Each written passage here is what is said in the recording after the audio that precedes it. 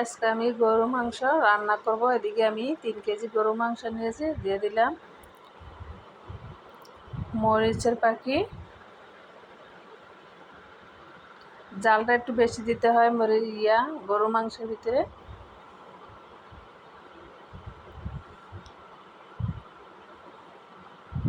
এখন দিয়ে দিব ধনিয়া পাখি,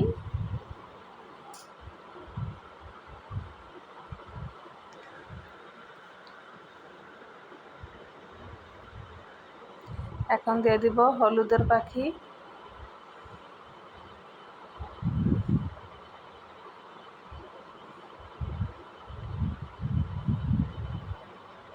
এখন দিয়ে দিব লবণ,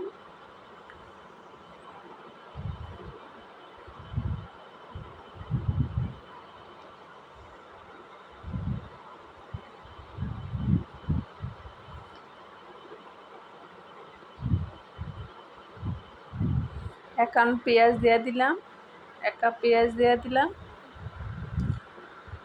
সবগুলো মশলা দিয়ে আমি মাখায় নিব। এখন দিয়ে দিলাম জিরা জয়ফল জুত্তি বাটা দিয়ে দিলাম, আর এদিকে দিয়ে দিলাম আদা রসুন বাটা। সবগুলো এখন আলতো হাতে আমি মাখায় নিব। আর দিয়ে দিব টক দই,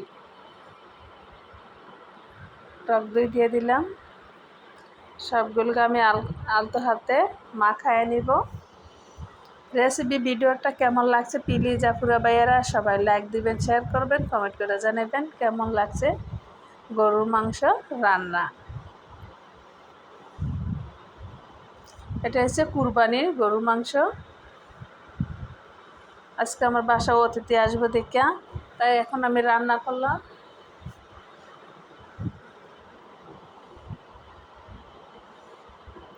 রেসিপি ভিডিওটা কেমন লাগছে সবাই লাইক দিবেন, শেয়ার করবেন, কমেন্ট করে জানাবেন। এখন আমি এই যে মাখায় দিলাম। এখন একটা পাতিলা বসায়া তারপরে আমি তেল পেঁয়াজ দিয়ে দিব। এখন এই যে আমি পাতিলাটা বসায়া তেল দিয়া পেঁয়াজ দিয়ে দিলাম, আর এসে দিয়ে গরম মশলা দিয়ে দিলাম। পেঁয়াজটা একটু লাল হলে তার মধ্যে মাংসটা দিয়ে দিব। এই যে দেখছেন পেঁয়াজটা লাল হয়ে গেছে, এখন মাংসটা দিয়ে দিব। যত ভালো করে কষাবেন তত মাংসটা খেতে কিন্তু অনেক ভালো লাগে, আবার হীরা একদম সফট হয়, মাংসটা ক্ষয়ে যায়, খেতে কিন্তু অনেক ভালো লাগে। যত কষাবেন তত ভালো লাগে গরুর মাংস। তারপরে লাস্টে গরম পানি ইউজ করব আমি। এখন এই যে একটু ভালো করে একটু লাড়া দেওয়া, তারপরে আমি ঢাকনা দিয়ে ঢেকে দিব। এখন ঢাকনা দিয়ে ঢেকে দিব। কিছুটা পানি উঠে যাবে, এই যে দেখছেন কিছুটা পানি উঠে গেছে কালারটা কীরকম আছে মাশাআল্লাহ। আবার ঢাকনা দিয়ে ঢেকে দিলাম। আবার ফিরে ভালো করে আবার কিছুক্ষণ পর আমি ক্যামেরা অফ করে তারপরে আবার লাড়ি, নাহলে তলটা আবার লেগে যাবে। এখন এই যে গরম পানি দিয়ে দিলাম। গরম পানি দিয়ে আবার ঢাকনা দিয়ে ঢেকে দিব।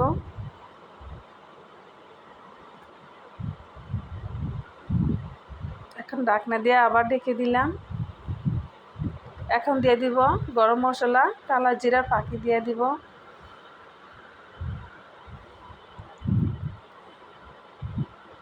এখন আবার ঢাকনা দিয়ে ঢেকে দিব।